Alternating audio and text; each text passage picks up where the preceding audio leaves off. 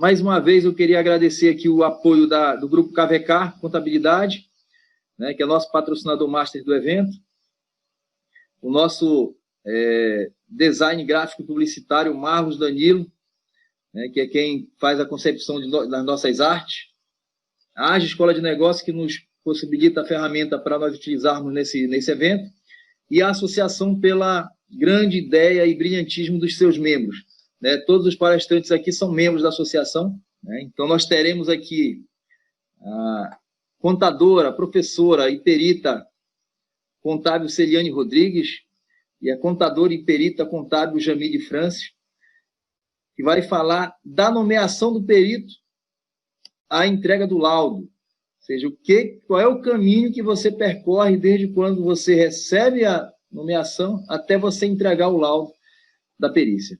Então, eu convido primeiro a nossa colega Jamile Francis para iniciar a sua fala. Perita contábil. Hoje eu atuo mais em perícia assistencial das partes, que é a perícia extrajudicial. O ramo que eu mais estou atuando é trabalhista, do setor hospitalar. Mas vamos estar aqui abordando tanto a perícia judicial quanto a extrajudicial. E muitas pessoas sempre me perguntam como se tornar um perito. Os caros colegas já abordaram esse tema. E como seguir essa carreira. Depende de cada estado também, mas o cadastro em si, quando se trata da judicial, hoje em dia, para ser tudo online, o cadastro também tem da Justiça, gratuita, a JG. Você pode estar indo se cadastrar, é muito fácil o cadastro, e logo em seguida pode ocorrer a sua nomeação. Enquanto a intimação, e a partir disso começa todo esse processo, como analisar a intimação, como responder àquela intimação, todo esse tratamento. E o que eu sempre oriento é buscar muita jurisprudência, porque a linguagem é um pouco diferente de tudo aquilo que a gente está acostumado, porque é uma linguagem que é um pouco mais complicada, que é essa linguagem jurídica. Também a questão, quando você vai buscando a jurisprudência, você pode se aperfeiçoando, como analisar um processo, como um processo se divide, entender, porque, como a gente sempre fala, cada perícia é uma perícia, nenhuma perícia é igual. Então, é muito importante. Mas onde eu posso procurar, Jamile? Eu também oriento sempre a procurar no JusBR. Pode ser tanto de tribunais. Você tenta procurar aquela área que você quer se focar, que é a sua especialidade, ou então se você nunca praticou ou fez uma perícia, mas quer ter um contato e não sabe por onde começar, eu sempre oriento. Busque jurisprudência. Porque ali você vai ter um norte do que vem pela frente. Bem, após o cadastro que você fez, chega a nomeação, o que fazer? Acredito que o primeiro passo a ser feito é comemorar, pois ali você vai caminhar para se tornar um perito, fazer a sua primeira perícia, enfim.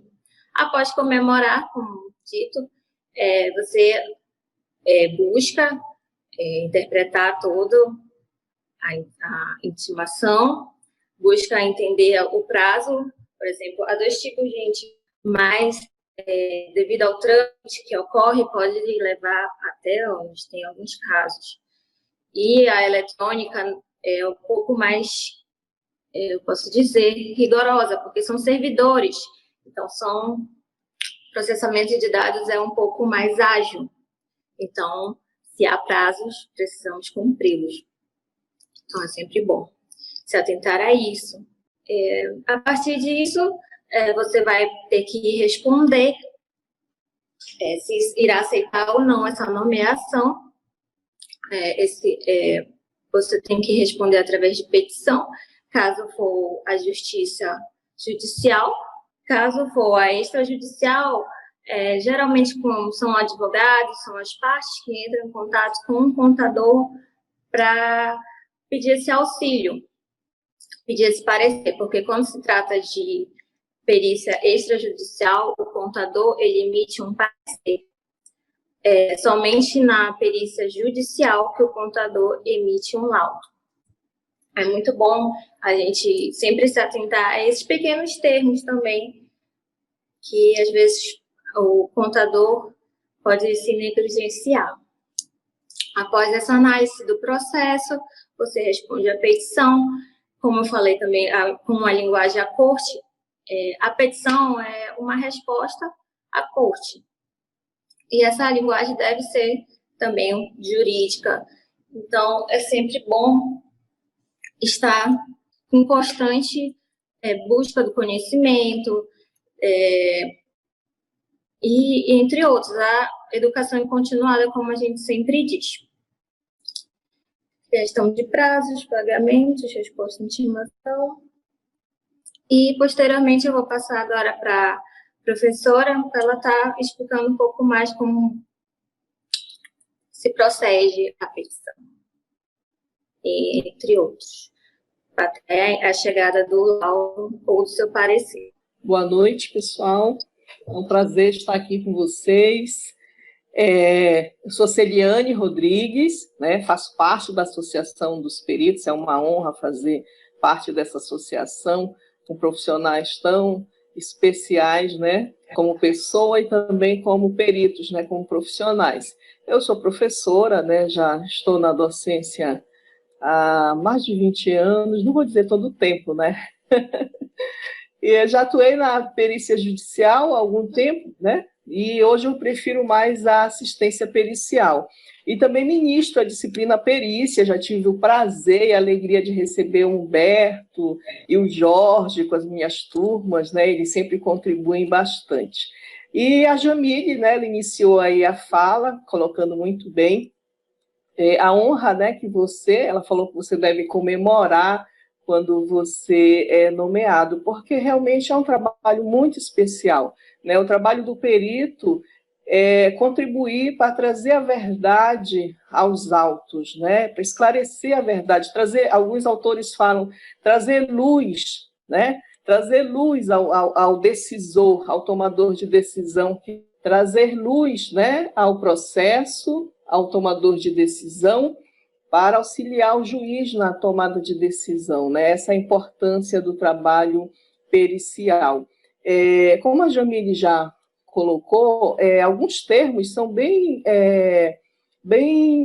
da área pericial, né? Gente que trabalha na contabilidade, às vezes, quando vai se dirigir a atuar na área pericial, você vai se deparar com temas como ação, né? Então, o que seria a ação, né? É aquele processo, né? De acordo com o sistema processual brasileiro, aquele conjunto, né, de requisitos que são exigidos por lei que você tem que cumprir. Às vezes a gente fala assim, a gente está fazendo uma perícia, e a gente fala assim, eu estou falando da lide, eu estou tratando sobre a lide. O que é a lide? Né? É a especificação daquele conflito, né? Em vez de eu falar, eu estou tratando de um conflito entre as partes, eu falo, eu estou fazendo a lide, estou tratando da lide, estou cuidando, né, da lide. Então, alguns termos são bem específicos da perícia, mas à medida que você vai atuando na área pericial, isso vai ficando mais claro para você e você, com certeza, vai ter sucesso. Né? A gente sempre, o próprio dicionário traz para a gente que perito está ligado à destreza, né? Perito está ligado à experiência. Aí você fala, poxa, mas e aí, eu nunca vou atuar, já que o próprio termo perito quer dizer alguém com habilidade, alguém com destreza? Não, você tem a oportunidade de atuar. Na associação nós temos vários peritos experientes que podem te dar esse suporte, por isso a importância de se associar, né, de participar, e aí você pode ir adquirindo essa experiência e tendo esse suporte com os colegas, né, conosco na associação. Então, mas Você, como perito, não pode atuar, falar, mas eu não sei, mas não, você tem que ter a coragem, né, de pesquisar, de se informar, porque se você é um perito, você é perito na sua área de atuação, né? Se você resolveu trabalhar na área de perícia trabalhista, é porque você tem um prazer de trabalhar na área trabalhista, né? Você não vai escolher algo que você não goste de fazer. Claro que, como a Jamília colocou, cada perícia é uma perícia, mas há tribunais que tratam de perícias bem específicas, como a trabalhista. Você vai sempre trabalhar com algo relacionado ao trabalho, né? Diferente da área civil, né, que você vai ter uma gama de assuntos e que vai exigir muito mais a tua pesquisa. Mas, à medida que você vai trabalhando, você vai se acostumando com os termos e você também vai desenvolvendo a sua atividade pericial. Tá? Então, é preciso que a gente entenda que a perícia é um trabalho que exige muita pesquisa, muita dedicação. Né? Você fala, poxa, mas eu já passei na faculdade, já li tanta lei, tanto... Pois é, mas sinto muito em te dizer. Ou então eu tenho a alegria de te falar que na perícia, a atividade pericial é uma atividade que exige bastante leitura, bastante pesquisa, para que você não cometa nenhuma irregularidade. O Código de Processo Civil, as normas profissionais, elas têm que estar ali na tua cabeceira, né, para que você não infrinja e nem para que você não possa ter que recorrer ao Código Penal. Né? Então, é importante honrar ali as regras do Código de Processo Civil para você não ter que cumprir as regras do Código Penal. Então, é importante que você tenha atenção a isso, né? A gente fez um roteirozinho, né, e o próximo ponto aqui que a gente colocou foi como se dirigir à corte, né? De que forma que eu me dirijo, né? Fui nomeado, né? Aceitei a perícia. Como é que você aceitou, né? Você aceitou através de um termo, né? Você teve que fazer um requerimento dando ciência, né? Você não pode...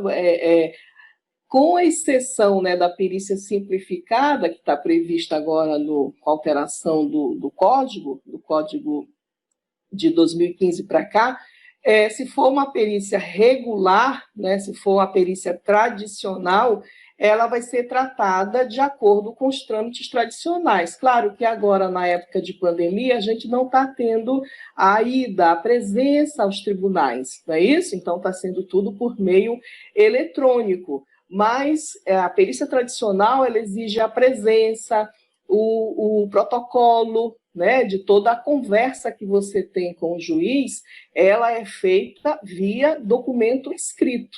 Né? Você pode chegar lá e conversar com o juiz, tirar sua dúvida sobre, além dos quesitos que foram apresentados, como ele entende o processo, como é que ele está vendo, como é que você pode auxiliá-lo da melhor forma.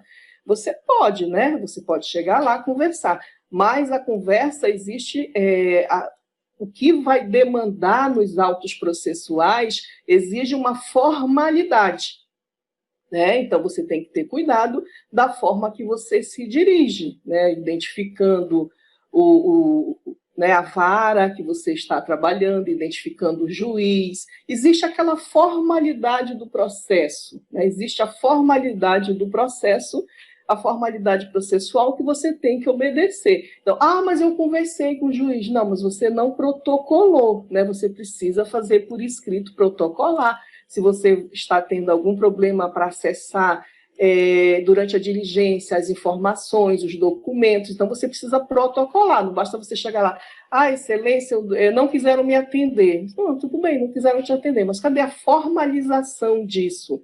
Né? Você precisa formalizar. Então, existe na perícia essa questão da formalização. Você tem que ter cuidado de formalizar, de informar através de um documento. Então, não basta você comunicar verbalmente, você precisa ter o cuidado de formalizar. Claro que você não vai formalizar qualquer conversa, você vai formalizar algo que é importante para o desenvolvimento do trabalho pericial. Então, a primeira coisa, né, como é que você se dirige? Formalmente. Né? Eu não posso tratar, por mais que você conheça o juiz, né, se você convive com ele, há algum tempo, mesmo assim, né, se você já trabalha todos os colegas podem dizer que há comunicação formal, né? Não há aquela comunicação informal, precisa estar documentado, né? Até porque ele precisa despachar naquele documento, né? Ou sobre aquele documento, ele precisa despachar.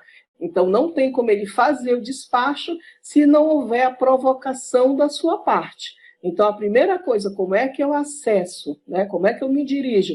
Formalmente. Se você aceitou o processo, você se dirigiu formalmente. Se você não aceitou, né? Se você entende que você não domina aquele assunto, se por algum problema você não vai executar aquela atividade, você vai fazer a escusa formalmente, né? Na própria norma, a gente tem lá o modelo, né, dos requerimentos que você encaminha ao juiz e você faz a sua escusa formal. Então, não existe escusa verbal, não existe informação ao juízo verbal. Você pode conversar, como eu já falei? Pode, mas você tem que fazer formalmente, tá? Isso é importante para o desenvolvimento do seu trabalho e também para que você se resguarde de qualquer problema que, porventura, você tenha a encarar pela frente, né? Então, você tem que ter esse cuidado. Então, você vai atuar, a informação vai ser documentada, não é isso? Sempre documentada, seguindo as regras da legislação, né? Profissional inscrito no seu conselho, seja contador, seja administrador, qualquer profissional precisa estar inscrito no seu conselho, tá? Precisa estar inscrito no seu conselho para poder, né, exercer a função pericial, né? O nosso Tribunal de Justiça tem agora o seu cadastro de peritos, né? Tem o seu cadastro de peritos, então aí você vai poder desenvolver a sua atividade sempre com a formalidade exigida, tá? É importante que você saiba como deve se comportar, né? A gente já está dando dicas aqui que tem que ser no aspecto formal, né? Quando a gente fala de formalidade, não quer dizer que você não vai poder olhar para o lado, né? Nem dar bom dia, nem dar boa tarde, nem, né? A formalidade é em relação ao trabalho em si, né? Em relação a você e aos seus colegas peritos, ao pessoal que trabalha com o juiz, deve existir a cordialidade, né? O relacionamento cortês, respeitoso. Em relação à legislação, eu já falei, né? As regras do processo, as regras processuais que estão no código, os prazos devem ser cumpridos, as nossas duas normas, né, técnicas sobre perícia, né, devem ser seguidas para o exercício da profissão. Então, você tem que, né, conhecer, como a norma diz, conhecer as responsabilidades sociais, éticas, profissionais e legais, às quais está sujeito no momento que aceita o encargo. Então, você não pode alegar, mas eu perdi o prazo da escusa porque eu não sabia, né? Ninguém me disse que eu tinha o prazo para solicitar a escusa do processo. Não, né? A nossa norma diz que você tem que conhecer. Você vai iniciar, então você tem que saber os prazos para escusa, o prazo que o juiz definiu na tua nomeação para entrega do laudo, né? O prazo que você tem para requerer, o prazo, você tem que estar atento para solicitar prazo, caso você veja que não vai ser suficiente o prazo que ele te concedeu na nomeação para executar o trabalho pericial. Então, você tem que ter atenção. A norma fala, você tem que conhecer. É difícil conhecer? Não. Além de nós ministrarmos na faculdade a disciplina de perícia, as normas estão dispostas no site do CFC e qualquer pessoa pode acessar, é gratuito, né? O acesso, acessar, ler, conhecer. O código também no Google, você põe lá que você quer ver o código, aparece. Então, todo o acesso à legislação, às normatizações da perícia, elas são gratuitas. Então, ninguém pode alegar ignorância. Eu errei porque eu não conhecia. Não, aí você, né, porque você tem isso disponível para todos, seja na perícia judicial, na extrajudicial, na arbitragem, né? A legislação da arbitragem, nós não temos uma regra específica para arbitragem. As mesmas regras da perícia valem para a arbitragem. Ah, mas eu quero atuar só na arbitragem. Então, você vai ter que ler mais a legislação sobre a arbitragem, vai ter que se debruçar, ler todas as regras, todos os prazos. Então, antes de você adentrar o espaço pericial, antes de você fazer essa atividade, executar essa atividade, você precisa conhecer o regramento, o que é que está por trás da atividade pericial, tá? Aí, claro, depois que você for olhar o processo, aí você vai ter que ler, que estudar a legislação específica daquele caso. Está com vontade de desistir? Não desiste, não. É um trabalho que exige busca do conhecimento. Você tem que amar o conhecimento e cada dia mais se especializar naquele trabalho que você vai desenvolver. Mas nada de desistir, tem que iniciar e continuar, ok?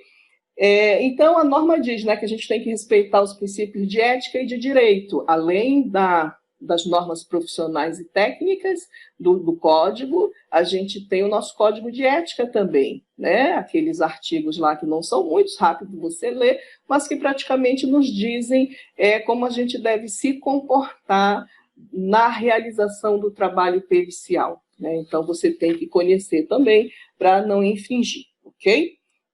Eu acredito que eu falei, assim, de forma geral, sobre como eu devo me dirigir, né, à corte, como eu devo trabalhar, ok? Então, você tem que, uma coisa também que a gente chama atenção, e a norma tem esse cuidado de chamar atenção, ela diz assim: assumir a responsabilidade pessoal por todas as informações prestadas em matéria objeto da perícia, os quesitos respondidos, os procedimentos adotados, as diligências realizadas.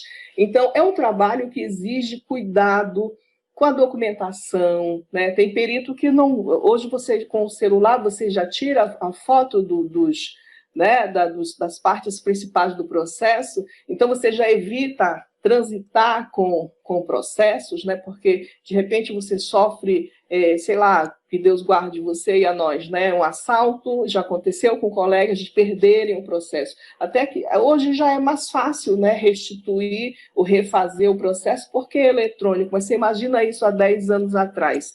Era um problema sério. Então, é possível que você tire foto das partes principais do processo e você não tenha que retirar o processo, né? A menos quando é um processo de vários volumes que você precisa realmente manusear esse processo. Mas se aquele processo, se aquela documentação não está exposta ao público, né, você tem que ter o cuidado também de manter, né, o sigilo daquela informação. A responsabilidade é do perito, né, você está fazendo um trabalho.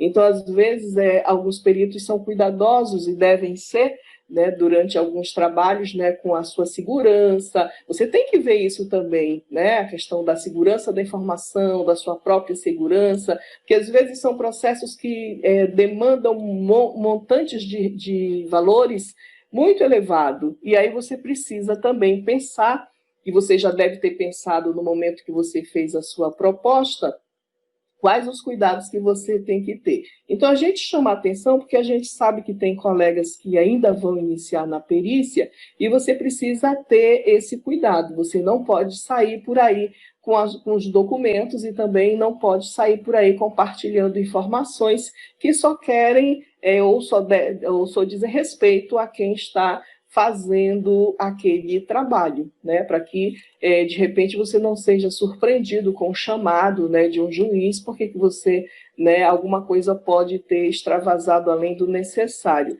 Então, a própria norma diz, né, assumir a responsabilidade pessoal por todas as informações, tá? Por tudo aquilo que você vai prestar. Só que antes de você prestar as informações, você primeiro precisa coletar as informações, né? Então, você foi nomeado, você aceitou a nomeação e você iniciou a sua atividade. Quando você inicia a sua atividade, você vai fazer um trabalho que a gente chama na perícia de diligenciar, ou seja, você vai visitar os locais, né, onde as partes estão envolvidas, né? Empresa A, empresa B, né, se são as duas partes do processo, arroladas no processo, e você vai fazer a relação da documentação que você vai ter necessidade de examinar para responder os quesitos que foram apresentados a você. Então, quando você vai fazer, você já leu o processo, já leu os quesitos, e você vai relacionar os documentos que ainda não estão no processo. Não tem necessidade de você solicitar documentos que já estão no processo, né? Você vai solicitar documentos que não estão no processo, documentos que vão acrescentar informações para você. E você vai fazer essa relação. E aí você vai ter o cuidado. Quem vai te receber na empresa é a pessoa que representa a empresa, né? Então, você tem que ter esse cuidado. Não vai entregar o termo de diligência para qualquer pessoa, né? Você que vai iniciar, os meninos que estão aqui, os meninos, né? Os doutores que estão aqui, todos já passaram por essa experiência. Mas quem vai iniciar, né, sabe que tem que procurar, né, deve ficar atento, que tem que procurar a pessoa responsável pela empresa. Quem é o sócio responsável pela empresa? Quem é que assina o termo de diligência? Porque como você está iniciando, às vezes você não atenta para isso, mas se você entregar o termo de diligência na mão de qualquer pessoa, quando o tempo passar e você não entregar, não receber a documentação, vai prejudicar o andamento do seu processo, da sua perícia, da sua atividade pericial. Então, por isso que você tem que ter cuidado desde o momento que você entrega o termo de diligência, porque você entregou para uma pessoa que não representa a empresa, e aí depois você volta, né, 2 dias depois, fala, vim buscar a documentação. Mas para quem você entregou? Né? Ô, Márcia, para quem você entregou o termo de diligência? Para o senhor que estava aqui, mas o senhor que estava aqui não representa a empresa, ele levou o documento, levou a diligência. Então, tem que ter atenção com isso. Aí, olha o seu prazo correndo.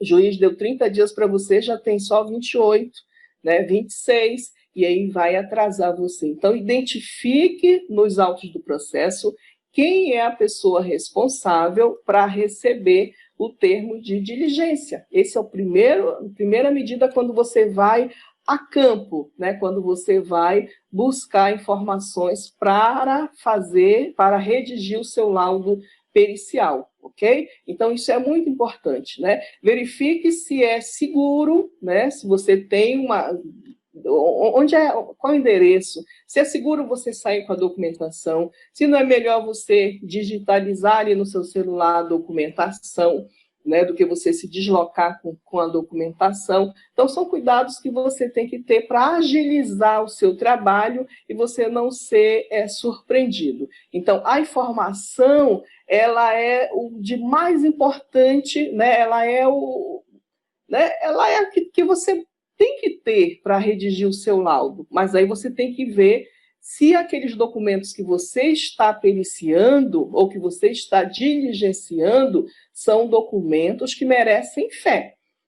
Aqui a gente está falando, acredito que a maioria para contadores, e vocês sabem quais são as regras dos livros contábeis e fiscais, né? Então, você não vai periciar e aceitar lá um livro que não foi, antigamente tinha que ser carimbado, né? Hoje não precisa, mas você tem que ter cuidado. Esse documento que você está recebendo é um documento oficial? Né? Você tem que verificar. É um documento oficial? Porque você vai redigir um laudo que esse documento vai suportar. Então, você tem que verificar os documentos que eu for recebendo ao longo da diligência, lembrando que diligência é aquela visita que você vai fazer para as empresas envolvidas ou para as partes envolvidas no processo, precisam ter fé pública, precisam estar legais, precisam ter as regras da legalidade, as benditas formalidades intrínsecas e extrínsecas que vocês aprendem lá no início do curso de contabilidade de vocês. Então, isso serve lá para a atividade pericial, para a atividade de campo, para a diligência. Então, observa se o documento tem valor legal. Se não tiver, você vai ter que reportar. É muito comum quando a gente vai fazer inventário, perícia quando os sócios vêm a falecer, que você precisa levantar o balanço especial para repartição dos valores dos sócios, você chegar em pequenas empresas e não ter documento, né? Não ter contabilidade, porque muita gente pensa que ainda pensa, né, isso já não deveria mais existir, mas ainda tem pequeno empresário que fala, não, sou muito pequeno, né, não tenho documento, não tenho que ter contabilidade, basta só a emissão da nota, o imposto, ok. Aí, quando vem a falecer, aí você tem um problema de fazer o levantamento do balanço especial para a repartição dos bens aos sócios, e aí você não tem contabilidade, né? E aí você vai ter todo um trabalho de levantar, aí você vai ter que ajustar a contabilidade para fazer o balanço. Então, é isso que você tem que ver, né? Se esses documentos que estão disponibilizados, eles cumpriram as formalidades legais para servir de suporte para a sua atividade, ok? Eu acho que isso é algo muito importante no desenvolvimento do seu trabalho, ok?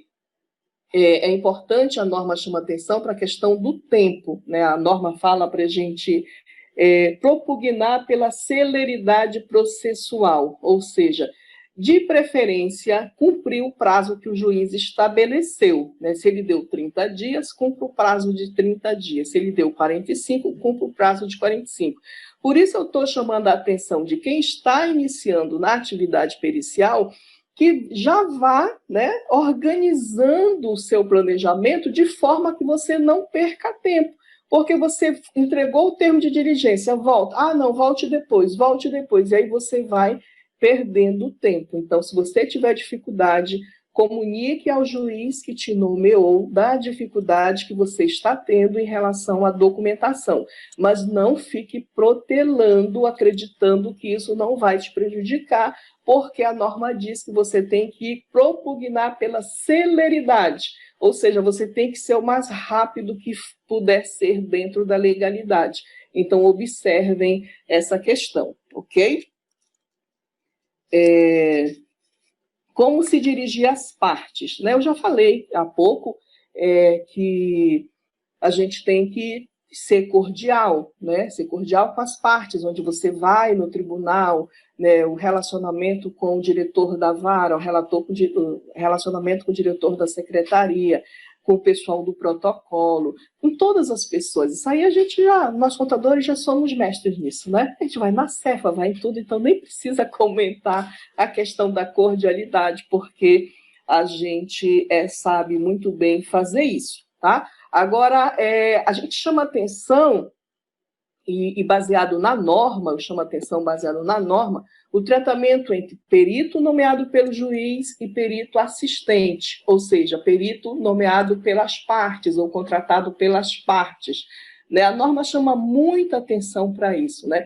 E a gente sabe, antigamente, eu não vou dizer para vocês que eu sou velhinha, né? Eu falo antigamente porque eu tive essa experiência, que o perito nomeado pelo juiz, ele ficava atrás do perito, o perito assistente, perdão, eu funcionei como perita do juiz, como perito assistente, e a gente, como assistente, ficava atrás do perito do juiz, porque o prazo do assistente é curto, e continua sendo curto, e a gente tinha maior problema, às vezes, com alguns colegas, não eram todos, nem norma de perícia a gente tinha.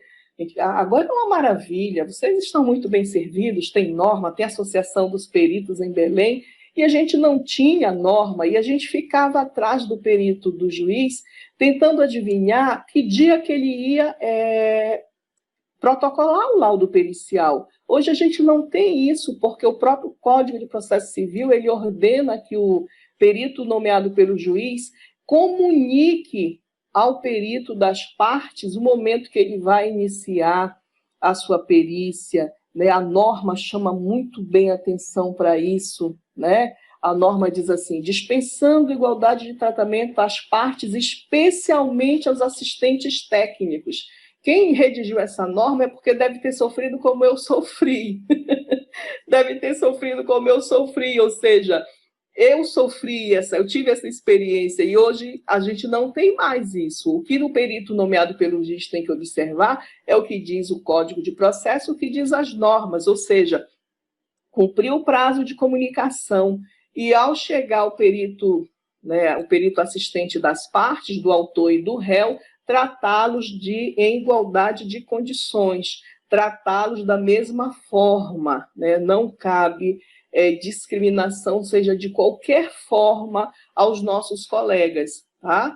seja assistente do autor ou assistente do réu. A norma chama atenção para isso, devem ser tratados da mesma forma, tá? Então, a gente tem que ter cuidado com isso, porque isso pode prejudicar o desenvolvimento do seu trabalho. Você pode ser acusado de ter cerceado o direito de um dos colegas, e esse colega está representando uma das partes. Então, você tem que ter muita atenção, documenta a comunicação, o horário que você vai iniciar a perícia, se você vai fazer a reunião prévia, comunica da reunião prévia, horário, tenta ajustar o horário de todos, para que você não tenha impedimentos ao desenvolvimento do seu trabalho. Eu acho que isso é muito importante. E eu vou falar rapidinho da diferença do laudo e do parecer. Como eu já falei, o perito nomeado pelo juiz, ele elabora um laudo, né? Ele é de confiança do juiz. A esse perito cabe impedimento e suspeição, né? Então, a gente tem que olhar as regras que diz o código sobre impedimento e suspeição. E ao perito assistente, ou seja, aquele perito que foi contratado por um dos advogados ou por uma das partes, a ele não cabe impedimento e nem suspeição. Logo, o produto do serviço de ambos é diferente, né? O perito nomeado pelo juiz, ele produz laudo, e o perito nomeado pelas partes produz um parecer. Por que a gente chama a atenção da cordialidade, da comunicação e da amizade em relação a... O perito assistente, ele não tem muito tempo para produzir o parecer. E se ele não se entender muito bem com o perito nomeado pelo juiz, ele perde a possibilidade de enriquecer o parecer dele. Então, é muito importante que, ao longo do trabalho executado pelo perito nomeado pelo juiz, o assistente possa participar, tá? Porque antigamente, lá vou falar no antigamente, o perito assistente, ele podia discordar de parte do laudo. Hoje ele não pode discordar de parte do laudo. Era muito comum o perito nomeado pelo juiz entregava o laudo, o assistente assinava junto com ele, e depois o assistente, quando as partes iam se manifestar sobre o laudo, ele falava, mas discordo do item 1, do item 3, do item 5... Só que ele tinha assinado o laudo junto. Hoje não pode mais, isso não pode mais acontecer, ou não deve acontecer de acordo com as regras, né? Ele assina se ele concordar, se ele discorda, ele faz o seu próprio parecer. Então, eu chamo a atenção, né, da importância do que diz a norma, além do respeito à legislação, quando ela diz que você tem que comunicar aos assistentes da reunião prévia e do próprio início do trabalho pericial, para que você possa ter um trabalho muito elogiável, muito bem feito, porque a partir do momento que os dois, né, peritos, perito do juiz, ou até 3 peritos, se forem 2 assistentes, fizerem um bom trabalho, isso faz bem para o profissional, isso faz bem para a classe, né? A classe só vai ser elogiada se todos fizerem um bom trabalho. Então, a gente, além de pensar que eu devo fazer um bom trabalho, eu também devo pensar que ali eu represento uma classe, que se eu fizer algo errado, você fala, mas ali o contador, né? O contador não fez adequadamente. Então, é possível fazer um bom trabalho, mas a gente aconselha, conheça as regras, conheça as normas, para que você desenvolva um trabalho de excelência.